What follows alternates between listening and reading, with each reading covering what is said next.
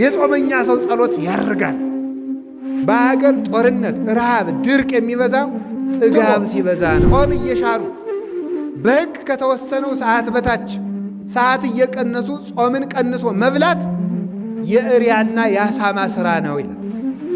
የአሳማ ሥራ ነው። ጥጋብ ልብን ያጨልማል። ጥጋብ የውርደት ምንጭ ነው። ጾምን መሻር የውርደት ምንጭ ነው። ዳቦ እየበላ እግዚአብሔር ለምን እንጀራ አይሰጠኝም ብሎ እግዚአብሔር ጋር ትግል የሚገጥም ነው ያለ። ለምን የማይሰጠኝ የቤት ኪራይ የሚከፍለው ሳያሳጣው እግዚአብሔር ለምን ቤት አይሰጠኝም ብሎ ነው ሰው የሚበሳጨው ማለት ነው። ራሱ ስለበላ በየበረሃው ቀባሪ አጥተው የሚቸገሩትን የሚያስባቸው የለም። ከተራበ ሰው ሰውነት ዝሙት አይገኝም። ዝሙት የሚገኘው አርፎ ከሚበላ ከሚጠጣ ሰውነት ነው። እየበላ ከማይሰድ ከማይጾም ያለመጠን ከሚበላ ከእንዲህ ያለ ሰው ዝሙት ይሰለጥንበታል። ስለዚህ የዝሙት መነሻው ጥጋብ ነው። ጥጋበኛ ሰው ከዝሙት መዳን አይችልም። ዓለምም የሚጠፋው በዝሙት ነው። እየጾመ በእምነት የሚጸልይ ሰው ጸሎት ይላል በአየር ላይ እንደሚበር እንደ ንስር ፀጉር ነው የሚለው። እንደ ንስር ጥጋቡ አያሰጥመውም፣ በእንቅልፍ ባህር አይሰጥምም ማለት ነው። ጾም በጸሎት ሰውነታችን ሲገሰጽ እና በትጋት ለጉመን ስንይዘው የጸሎት ፍሬ፣ የፍቅር ፍሬ፣ የትትና ፍሬ በሰውነታችን ውስጥ ይገኛል እና ጥጋብን ማስወገድ የጽድቅ ሁሉ ምንጭ ነው። ጥጋብ የክፋት፣ የመገዳደል፣ የዝሙት፣ ትዳርን የመፍታት፣ ፍትህን የማጉደል፣ ለባልንጀራ አለማዘን፣ የዝርፊያ፣ የቅሚያ፣ የዘፈን፣ የጭፈራ፣ የዋይታ፣ የግርግርታ የዚህ ሁሉ ምንጩ ምንድን ነው ስትሉ ጥጋብ ነው። ጾሙን ጾመን በአግባቡ ለፍሬ እንድንበቃ አምላከ ቅዱሳን ይርዳን። ጾሙን በአግባቡ ሞልታችሁ ጹሙ። ከሆነላችሁ ጨምሩ እንጂ አታሳንሱ። ጾመን ለማበርከት ያብቃን። በስመ አብ ወወልድ ወመንፈስ ቅዱስ አሐዱ አምላክ። በስመ አብ ወወልድ ወመንፈስ ቅዱስ አሐዱ አምላክ። በስመ አብ ወወልድ ወመንፈስ ቅዱስ አሐዱ አምላክ።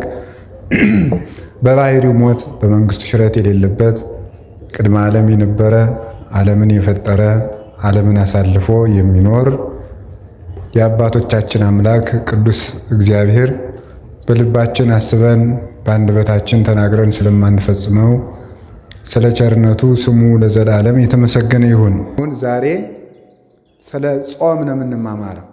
ስለ ጾም ለተወሰኑ ጊዜያት ጾምን እንማማራለን ማለት ነው። ጾም ምን እንደሆነ በሱ እንማማራለን እና እግዚአብሔር ስለ ጾም እንድንማማርም እግዚአብሔር ይርዳን። እንግዲህ ስለ ጾም፣ ስለዚህ ርዕሳችን ጾም ነው። ጾም የሚል ርዕስ እንይዛለን። ዛሬ የመግቢያ ርዕስ የምናደርገው ወይም መግቢያችን ስለ ጾም ስለ ራሱ ከመነጋገራችን በፊት ስለ ጥጋብ እንነጋገራለን። ስለ ጥጋብ እንነጋገርና በጥጋብ አድርገን ወዴት ይኬዳል? በጾም ጥጋብን ቀንሰን ወደ ጾም እንሄዳለን ማለት ነው። እና ጥጋብ ምንድን ነው የሚለውን ነው የምንማማር ማለት ነው። ዛሬ ጥጋብ ምንድን ነው በሚል ርዕስ እንማማር። እስኪ ሁላችሁ ጥጋብ ምንድን ነው በሉ ደግማችሁ። አቤት ጥጋብ ምንድን ነው? እሱ ነው የምንማማረው። የጾም ተቃራኒ ነው ጥጋብ እንደምታውቁትና ጽጋብ በግዕዝም ጽጋብ ነው፣ በአማርኛ ጥጋብ ተብሎ ይነገራል። ዓለምን እግዚአብሔር ብዙ ጊዜ በመቅሰፍት እንደመታው ሁላችሁም በታሪክ ታውቃላችሁ። ዓለምን በመቅሰፍት ካስመታ ኃጢአት መካከል አንዱና ዋነኛው ጥጋብ ነው። ለምሳሌ እግዚአብሔር ዓለምን በመቅሰፍት እንደቀሰፈ ከምናውቃቸው ታሪኮች አንዱ የኖህ ዘመን አንዱ ነው። የሰዶም ዘመን አንዱ ነው። እነዚህ ሁሉ ዓለምን እግዚአብሔር አንደኛ በንፍር ውሃ፣ ሁለተኛ በእሳት እንዲያጠፋ ያደረገው በምንድን ነው ሲባል በጥጋብ ምክንያት ነው። ግብረ ሰዶም፣ ዝሙት፣ እንዲህ ያለው ነገር ሁሉ ቢጠራ ለእነዚህ ሁሉ ምንጫቸው ጥጋብ ነው እና ጥጋብ ለሰው ቀላል ኃጢአት ሊመስለው ይችላል። ግን ዓለምን በእሳት ያነደደ ኃጢአት ነው። ለምሳሌ እግዚአብሔር የሰዶምን ከተማ ዘር እንዳይተርፍ አድርጎ ያነደዳት ለምንድን ነው ብለን ስንጠይቅ ራሱ የሰራዊት ጌታ እግዚአብሔር እንዲህ ብሎ ይናገራል። ትንቢተ ሕዝቅኤል ምዕራፍ 16 ቁጥር 49 ላይ እንዲህ ሲል ይናገራል።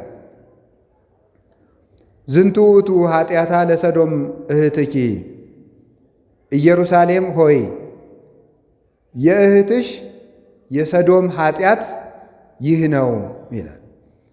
የእህትሽ የሰዶም ኃጢአት ይህ ነው።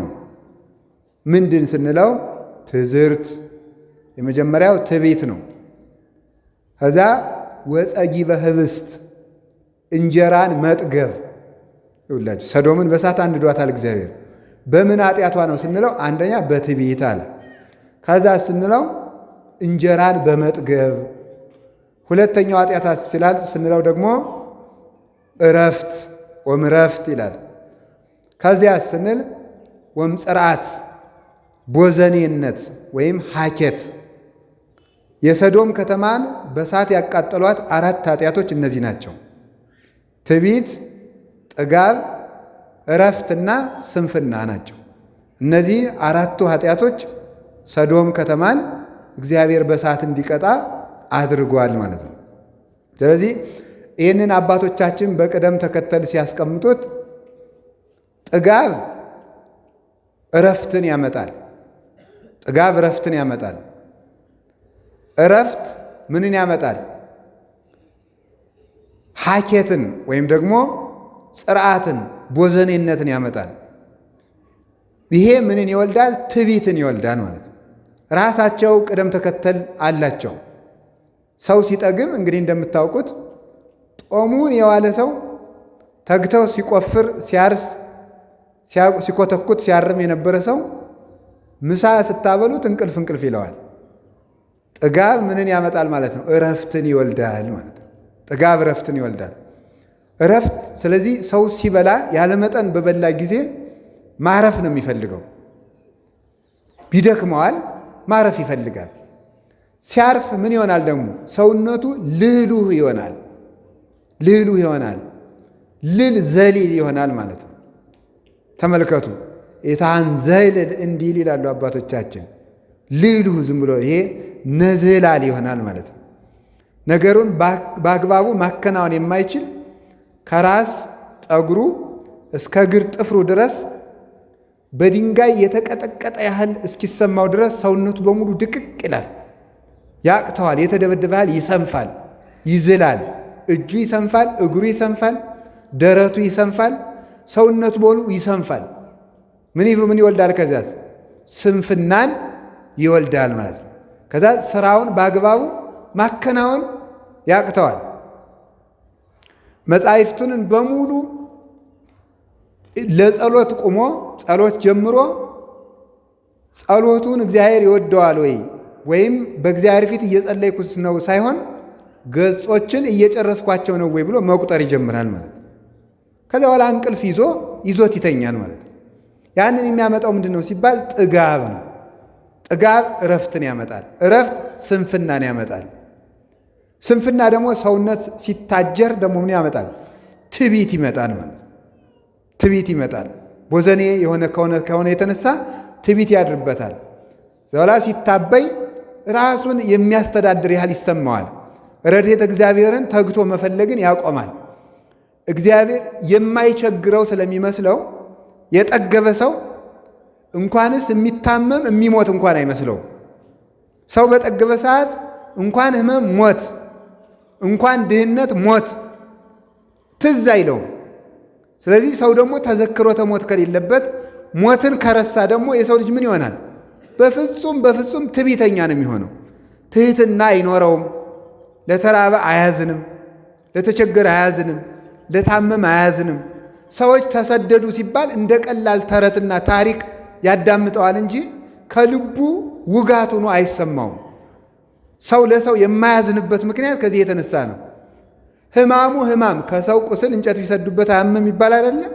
የሰው ችግር ሰው የማይረዳው ስለሚጠግብ ነው። የረሃበው ሰው የማንንም ችግር ያዳምጣል። ረሃብ በሌለበት መደማመጥ የለም። ጥጋብ በሌለበት ሰው አያደምጥም፣ አይሰማም። ታውቃላችሁ አይደል? አሁን ዝም ብሎ እድሜ ልኩን በሙሉ እየበላ ያደገ ሰው ምንድን ነው የሚሆነው? ለሰው አያዝም። ብታውሉት እንዲህ ያለ ሀገር እኮ ድርቅ መታው ሲባል ተው እኔ ይቅርታ አድርጉልኝ ጭንቅ አልሰማም፣ እኔ እንደዚህ ያለ ነገር ከፊቴ አታውሩብኝ ነው የሚለው ማለት ነው። መስማት ራሱ አይፈልግም። አንዳንድ ሰዎች አሉ አሁን በከተማ ትልልቅ ባለጸጋ የሚባሉት ይሄ የስደተኞች ታሪክን የሚዘግብ ፊልም እንኳን ሲመጣ ዝጉ ልጆች መጨናነቅ የለባቸውም የሚሉ ማለት ነው። እነዚህ ልጆች ምንድን ነው የሚሆኑት? ከዛ ያለ ጊዜው እንደበቀለና ፀሐይ ሲወጣ ወሶበ ሰረቀ ፀሐይ መጽለወ እስመ አልቦ እመቅ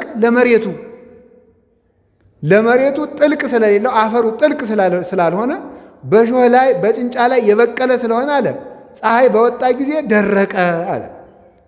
እንደዚህ ነው ተመልከቱ። እየጠገበ የኖረ ሰው ችግር በመጣ ጊዜ ወዲያው የሚደርቅ ተክል ነው። ጌታ ይህን ነው የተናገረው። ማቴዎስ 13 ላይ በጭንጫ ላይ የወደቀ ዘር ነበረ፣ ፀሐይም በወጣ ጊዜ ደረቀ፣ ለመሬቱ ጥልቀት የለውምና። ሐዘንን የማይወዱ ሰዎች በትንሽ መከራ ሃይማኖታቸውን ይክዳሉ። በትንሽ መከራ ጠባያቸው ይለካል። ከሰው ጋር መኖር አይቻላቸውም። አትንኩኝ ባዮች ናቸው። ሁልጊዜ ማለት ነው ደካሞች ናቸው። እንዲህ ያሉ ድኩም የሚያደርገው ምንድን ነው? ሁልጊዜ መጥገብ ነው። ለሰው ማዘን፣ ርኅራኄ፣ ምሕረት የሚጠፋው እግዚአብሔር ሰውን የሚምረው ሰው ለሰው ሲያዝን፣ እግዚአብሔር ደግሞ ለእሱ ይራራል። ተመልከቱ። እናንተ ለባልንጀሮቻችሁ መሐሪያን ሩሩሆች ሁኑ ከመ ትኩኑ ውሉዶ ለአቡክሙ ዘበሰማያት፣ ለሰማይ አባታችሁ ልጆች ትሆኑት ዘንድ እናንተም ለባልንጀሮቻችሁ ሩሩሆች ሁኑ። የሰማይ አባታችሁ ለፍጥረት ሁሉ እንደሚራራ እናንተም ለፍጥረት ሁሉ ስትራሩ የሰማይ አባታችሁን የእግዚአብሔርን መልክ እንደያዛችሁ በዚህ ይታወቃል አለ። ያንን መልክ እንዳንይዝ የማያደርገን መተዛዘንን የሚያጠፋው ምንድን ነው ስትሉ ጥጋብ ሰው ለሰው እንዳያዝን ያደርገዋል። ሰው ለሰው ካላዘነ ደግሞ እግዚአብሔር ለሀገር ምሕረት አይልክም ማለት ነው። ስለዚህ የቸርነት ማጥፊያው ምንድን ነው? ጥጋብ ነው። ሰሎሞንን ያህል ንጉሥ የዳዊትን ልጅ ምንድን ነው ያደረገው? እንዲህ ያደረገውን ይመስላችኋል? ጥጋብ። የአንድ ቀን ሰው ርቦት በዚያ በቤተ መንግሥት ሲለምን አይደለም ስለ እግዚአብሔር እህል ሲል አይ ምንድን ነው ያለው? አይ ምን ሆኖ ነው አለ። እርቦት። ለመሆኑ ረሃብ ምንድን ነው አለ። ረሃብ ምንድን ነው ብሎ መለሰ። ነው ተቀምሳታለህ ብሎ እግዚአብሔር የገዛ ቀለበቱን አጠፋት። ከዛ በኋላ ሰሎሞን 2 እየለመነ በላ ብቻ አይደለም የሚበላው ማጣ። ማዘን እንዲለምድ እግዚአብሔር ጥጋቡን አራቀለት። ከዛ በኋላ ተምርኩ እየለመነ ሲበላ እንኳን ተጸይፈውት ከዕለታት አንድ ቀን ሊበሏት የተጸየፏትን የሞተች ዓሣ ነው ወርውረው የጣሉለት። የተጸየፏትን ያችን ደስ ብሎት ሰሎሞንን ያህል ባለጸጋ ጠብሶ ሊበላ ክፍት ሲያደርግ ቁልፉን አገኘና ቀለበቱን እጣቱ ላይ ሲያደርግ የእግዚአብሔር ክብር በላዩ ላይ ሰፈነበትና ንጉሡ እነዚህ ማን አመጣቸው ክብብ ብለው ወደ ቤተ መንግሥት መለሱት። ምን ብሎ ጸለየ? መጨረሻ ላይ እንዳልጠግብ ባለጸጋ አታድርገኝ፣ እንዳላማርርህ ድሃ አታድርገኝ፣ እነዚህን ሳልሞት አትከልክለኝ ብሎ ጸለየ ሰሎሞን። እንዳልጠግብ ባለጸጋ አታድርገኝ፣ እንዳላማርርህም እምበላው አታሳጣኝ፣ ሳልሞት እነዚህን 2 ጸሎቶችን አትከልክለኝ ብሎ ሰሎሞን እነዚህ 2 ነገሮች ይለምነዋል ማለት ነው። ስለዚህ ድህነትም ክፉ ነው፣ ባለጸግነትም ክፉ ነው። ረሃብም ክፉ ነው፣ ጥጋብም ክፉ ነው። ሰው ረሃብን አትንሳይ ብሎ መጸለይ፣ ረሃብ አትስጠኝ ብሎ መጸለይ፣ የዕለት እንጀራዬን አትንሳይ ብሎ እንደሚጸልይ ከጥጋብ ጠብቀኝ ተብሎ ተጸልየዋል። ሰሎሞን ጸልየዋል። ከጥጋብ ጠብቀኝ። ሰው ሲጠግብ ማዘን ያጣል። ሲያዝን ማዘን ሲተው ይጨክናል። ሲጨክን ደግሞ እግዚአብሔርም በሱ ይጨክንበታል ማለት ነው። ስለዚህ ተመልከቱ፣ እግዚአብሔር እንኳንስ ለሚጠግቡ ሰዎች እንኳንስ እኛ በሥጋ ያለነው ሥጋውያን ደማውያን ኤልያስን ያህል ነቢይ በሀገር ሰው ሙቶ እያደረ ከብቱ ውሃ ሰው ውሃ እያለ የሰው አጥንት እንደ ቅጠል እየረገፈ ኤልያስን ያህል ደግ ሰው የሰዎችን ችግር መረዳት ያቃተው ምን ሲሆንበት ነው? የእሱ ምሳ ስላለችለት ነው። እግዚአብሔር ከአንድ ቦታ አስቀመጠና ለነቢዩ ለኤልያስ ሥጋውን ያመጣለታል። አንዳንድ ጭን ሥጋ ይመጣለታል። አንዳንድ ጭን ሥጋ እየመጣለት ያችን ይበላል።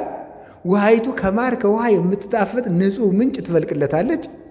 ነቢዩ ኤልያስ ያችን እየተመገበ ተመስገን፣ በአገሩ የረገፈውን አያስብ። ልክ እንደናንተ ማለት ነው። ቁርሳችሁ እራታችሁ ስለማይጎላችሁ የማይጎልባችሁ በየበረሃው የወደቀውን ሰው ትዝ የሚለው ሰው የለም በፍጹም ማለት ነው። ዳቦ እየበላ እግዚአብሔር ለምን እንጀራ አይሰጠኝም ብሎ እግዚአብሔር ጋር ትግል የሚገጥም ነው ያለ። ለምን የማይሰጠኝ የቤት ኪራይ የሚከፍለው ሳያሳጣው እግዚአብሔር ለምን ቤት አይሰጠኝም ብሎ ነው ሰው የሚበሳጨው ማለት ነው። ራሱ ስለበላ በየበረሃው ቀባሪ አጥተው የሚቸገሩትን የሚያስባቸው የለም። ጠያቂ አጥተው የታሰሩትን የሚያስባቸው የለም። ለዚህ ነው እግዚአብሔር ጥጋብን አጥብቆ የሚጠላው። እና ኤልያስ እንኳን ያችን እየተመገበ ቁጭ አለ። ኋላ አንድ ቀን እግዚአብሔር እነዚያን ቁራዎች በሉ አቁሙ፣ ይሄ ሰውዬ ለሰው ማዘን አቁሟል፣ የራሱን ምሳና ራስ ስላልነሳሁት አቁሙ፣ ዝናብ እንዲጠይቀኝ እኔን አቁሙ አላቸው። ቁራዎችን አስቀረ። ቁራ ነበረ። አይ የቁራ ስም ሲለወጥ የእኛ ስም ሳይለወጥ ቀረ። ቁራ የወላችሁ ድሮ እንደወጣ ሆዳ ሙሎ እንደበላ ነበር የቀረ። እግዚአብሔር ግን ሲለውጥ መልካም ነው።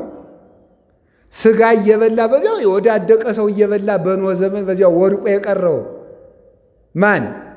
ቁራ በኤልያስ ጊዜ ስንቅ አቀባይ ሆነ። ይሁላችሁ እግዚአብሔር ሲፈልግ በአሞራ አፍም ሥጋ አምጥቶ ይመግባል ማለት ነው። በበላተኛ አፍ ምግብ አምጥቶ እግዚአብሔር ይመግባል። በበላተኛ አፍ እኮ ነው የሚያመጣው። ስለዚህ ምን አደረገ? መገበውና ነቢዩ ኤልያስ እየወጣ ቢያይ የለም። ቋኑ ይፈይቶ ለቋ የቁራም ወንበዴ ያለበት ለቁራም የቁራ ወንበዴ ይኖርበት ይሆን? ምንድን ነው ነገር? እየወጣ ቋኑ ይፈይቶ ለቋ እያለ እየወጣ ቢያይ የለም። ከዚያ በኋላ ውሃይቱን ደግሞ ሂዶ ቢያት ደርቃለች። አዲያ ኤልያስ እንደኔና እንደናንተ ተበጻባጺ አይደለም። ይሄ ዝም ብሎ ሁከት የሚገባል። ፈጣሪን የምን በደልኩ አላለም። ምን በደልኩን ያንተን ብዬ ወጥቼ ረሃብ የምትገለኝ? ዝም ረሃቡን ታግሶ ምንድን ነው ነገር ብሎ ዝም ታግሶ ጀግና አይደል? ዝም አለ። ኋላ እግዚአብሔር ሲያበላውም ዝም አለ። ደግሞ ቢያስቀርበት ዝም። እንዲሁ እኮ ግሩም እግዚአብሔር ቸር አይደለም? ይሄ ደግሞ የእነሱን ጉዳት ይህ ብዬ ምሳና ራቱን ባስቀረበት ደግሞ እሱ ራብ ሊሞት ነው ብሎ እግዚአብሔር ቸር አይደል? ኤልያስ ታግሶ ራቡን ዝም ቢል እግዚአብሔር መጣና ኤልያስ እንዴት ነው ነገሩ? በላውን ደግሞ አንተ ራብ ትሞትን? ተመልከቱ። ሁር ሀገረ ሰራፕታ፣ ወደ ሰራፕታ ሂድ። ወበህየት ሴሰየካ ሀቲ መበለት፣ በዚያ አንዲት ድሃ ትመግብሃለች አለው። ሄደ። ከዚያ በኋላ ቅዱሳን የዕለት ራት እንኳን ቢያጡ እግዚአብሔር ውጡ ሳይላቸው አይወጡ፣ እግዚአብሔር ግቡ ሳይላቸው አይገቡ። የሚሰማሩ ከእግዚአብሔር አግኝተው ነው። እማበ እግዚአብሔር ይጸኑ ሁረቱ ለሰብ፣ የሰው ጎዳናው ከእግዚአብሔር ተነስቶ ሲሆን ይቀናል ብሏል ቅዱስ ዳዊት። አይሄዱም። ለመብላት እንኳን ጦም ውለው ጦም አድረው እንጀራ በዚህ ሀገር አለ ቢባሉ እንኳን እግዚአብሔር ሂዱ ሳይላቸው አይሄዱም። ተነስቶ መንገድ ለመንገድ ሰራፕታ ሂድ ያለው መንገድ ለመንገድ የወደቀውን ሰው አይቶ ለካ እኔ ሥጋዬን እየበላሁ ውሃዬን እየጠጣሁ የሁሉ ሰው ተርቦን የሚያድብሎ እንዲያዝንና ዝናብ አዝንም እንዲላይ ብሎ ነው። ከዚያ በኋላ ሄደ አየ። አይቶ ደግሞ ይኸውላችሁ አንዲት ድሃ አገኘ። እንዴት አደርሽ አንቺ ሴት አላት። እግዚአብሔር ይመስገን። እባክሽን ተመልከቱ ትንሽ ቁራሽ ዳቦ ስጭኝ አላት። በዚያውም ትንሽ ውሃ ስጭኝ አላት። በኤልያስ ጊዜ ውሃ አንተ ሰማይን ለጉመ ደግሞ ውሃ ትለምናለህ። አንተም ውሃ ይጠማሃል፣ አንተም ይርባሃል። መሬቱን የዘራችሁብሽን አታብቂ ብለህ ብላ በልቧ ነው እንደዚህ ያለች። ግን አላለችም። በአንደበቷ ግን ምንድን ነው ያለችው? አይ ያው እግዚአብሔር ምስክሬ ነው፣ እቤት ያለችው እፍኝ ዱቄት ናት። ያችንም እኔና ልጄ አንተም በልተናት እንሞታለን። ና እንሂድ አለችው።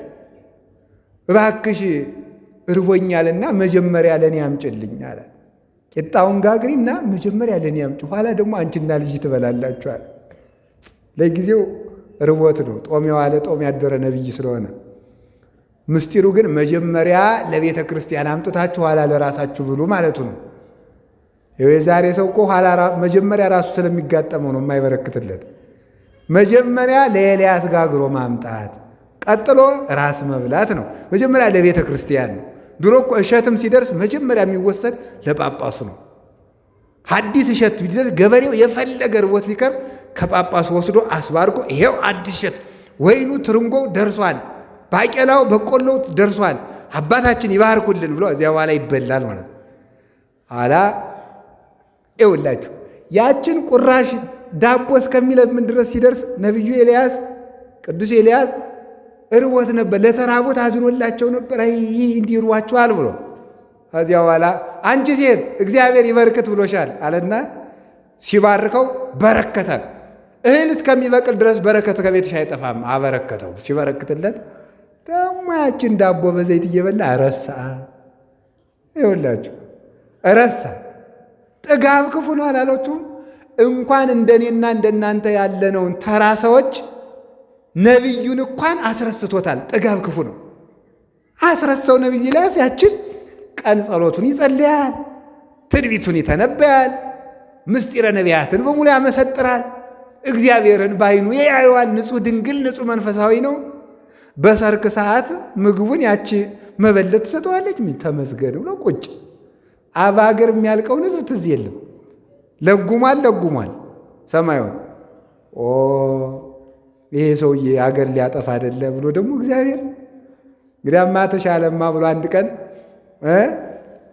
ታቅፎ እሷን አስታቀፈችውና በልጄን ያዝልኝና እኔ ውሃ ይዤ ልምጣ ብላ ውሃ ብትሄድ እንጨጨራሩ ልቅሜ ልምጣ ብትል እግዚአብሔር እንግዲህ ፊት ቁራ ባስቀርብህ አላዝን አልክ፣ ውሃ ባስቀር አላዝን አልክ። ደግሞ ዛሬ እንግዲህ ከድሃ ቤት ባበላ ደግሞ ለፍጥረት አታዝንም እንዴ ብሎ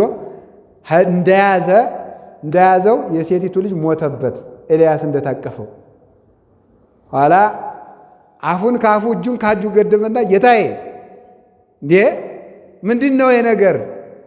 እንግዲህ እኔን ማን ነቢዩ ኤልያስ መጣ ይለኛል? ነፍሰ ገዳዩ ኤልያስ መጣ ይለኛል እንጂ ይሄን ልጅ አስነሳ አለ።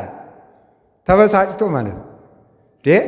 ጠብቅ ተብዬ በህድ እኔ እግዚአብሔር ነቢይ ነኝ፣ ያንተ ነቢይ ተብዬ ሙት ማስነሳት ሲገባኝ ከኔ እጅ ደግሞ ሰው ይሙትብኝ እንዴ ብሎ ደግሞ እሱም ተናዶ ወደ እግዚአብሔር ጸለየ። ኤልያስ አዘንክ አለው። ምን ነው አላዝን? ሰው ጠብቅ ተብዬ እጄ ላይ ሲሞት ላላዝን ነው እንዴ? አንተ ላልፈጠርከው ፍጥረት ስታዝን እኔ ለፈጠርኳቸው አላዝንም? ሁሩ አስተርእዩ ለአክዓብ፣ በላውን ሂድና ለአክዓብ ተገለጥለት። እንዲያውም ነቢዩ ኤልያስ ይላል ድርሳነ ኤልያስ አንድ ቀን ቁጭ ብሎ እንዲያው በሰገነት ላይ ሆኖ ሲመላለስ ደግሞ የደመናው ደግሞ መልአክ አለው አይደል? የደመናው መልአክ ደግሞ ደመናውን የሚያመላልስ መልአክ አለ። እኔ ስራዬን እንዴት ነው ይሄ ሰውዬ የኔን ስራ ቀማ እኮ አለ። ደመና የሚያመላልሰው መልአክም ደግሞ ተቆጣ። ደግሞ የኢየሱ ስራው በምድር መጸለይ ነው። እኔ ስራ ገብቶ ደመናዬን እንዴት ይጋርዳል? አዘንባለሁ ብሎ ደግሞ ወደ እግዚአብሔር ፊት ቆመ። ዛሬ ተመልከቱ። አይ ተው፣ እሱ ለእኔ አምልኮት ቀንቶ ነው እንጂ ኤልያስ ትዕቢተኛው ነው፣ ለእሱ ክብር ብሎ አይደለም። ተዋለ። መልአኩ ፈጣሪ ፍቀድልኝ አለው። ቻልክ እንግዲህ አዝንም አለው። ላይ ኤልያስ አንድ ቀን በሰገነት ላይ ሆኖ ትክ ብሎ ቢያይ ከባህሩ የደመናው መልአክ ውሃ ጠለፍ አድርጎ ሲወጣ አየው። ማን ነው እኔ ሳልሰማ ደግሞ ደመና የሚጠቅስ ደግሞ ብሎ ባይኑ ጠቀስ ቢያረጋት ያቺ ደመና ብትን አለች። መልአኩ ተቆጥቶ መጥቶ አንተ እንዴት ታደርጋለህ? አንተ ትቢያ ነህ፣ አመድ ነህ፣ እኔ መልአክ ነኝ። አንተ በእኔ ስራ የምትገባ ለምንድን ነው አለ።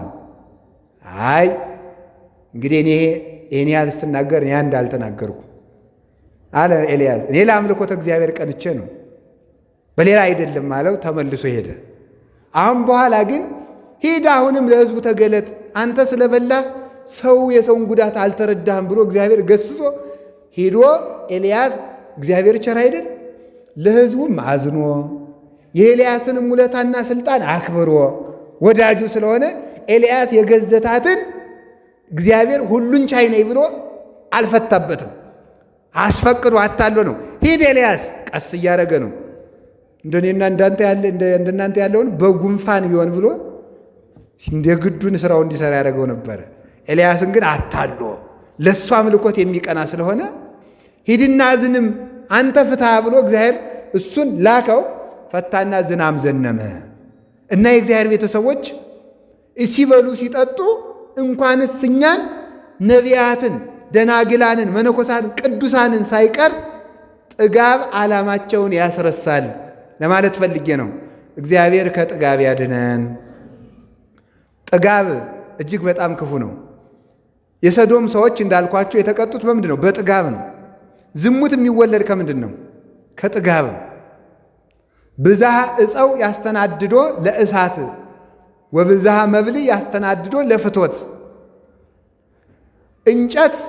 የእንጨት ብዛት እሳቱን በደንብ ያነደዋል። የመብል ብዛት ዝሙትን በደንብ በሰውነት ውስጥ ያቀጣጥለዋል ይላል። እንጨት በጨመርን ቁጥር እሳቱ እንደሚጨምረው መብል ስንጨምር ዝሙት ይጨምራል ማለት ነው። ይሄ ነው።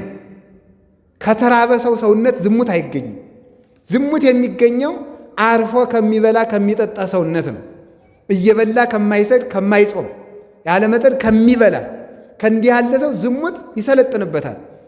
ስለዚህ የኖህ ዘመን ሰዎች የክፋታቸው መነሻ ጥጋብ ነው። አብዝተው በሉ። ሲበሉ አንድ ሴት አልበቃቸው አለ። ለሴቶቹ አንድ ወንድ አልበቃቸው አለ። ሴቶቹ 7 ወንድ አንዲት ሴት በቅዱስ መጽሐፍ እንደተጻፈ መሬት አፍ አውጥታ እስከምትከስ ድረስ ከወንድና ከሴት ጋር ብቻ ሳይሆን ከመሬት ጋር ዝሙት እስከሚፈጽሙ ድረስ እንደ ባዝራ እንደ ፈረስ ልጅ እናቱን እናት ልጇን ዝምድና እስኪፈርስ ድረስ ያደረሳቸው ምንድነው ስትሉ ጥጋብ። ንፍር ውሃ አምጥቶ በሰማይ 7 መስኮት በምድር 7 ከፍቶ መሬትን እግዚአብሔር በፈላ ውሃ ቅቅል አድርጎ የጨረሰ በምንድነው ነው? በጥጋብ ነው። በሰዶም ሰዎች ቅድም እንደነገርኳችሁ የሰዶም ኃጢአቷ ይሄ ነው፣ ጥጋብ። እንጀራን መብላቷ፣ መዝለሏ፣ ማረፏ፣ እረፍት ማብዛቷ ዝሙትን ወለደ። ዝሙት ከምን ይወለዳል ካላችሁኝ፣ ከጥጋብ ይወለዳል። ሶበ ይጠፍ እሳት ይከውን ሐመደ። እንጨቱን ስንቀንሰው እሳቱ ይጠፋል፣ ነበልባሉ ይበርዳል። ነበልባሉ ሲበርድ አመድ ይሆናል። መብል ሲቀነስ የዝሙት እሳት ይጠፋል። ከማዊ ይላል ተመልከቱ። ዘይሐጽጻ ለመብል ያስየስላ ለፍቶቱ።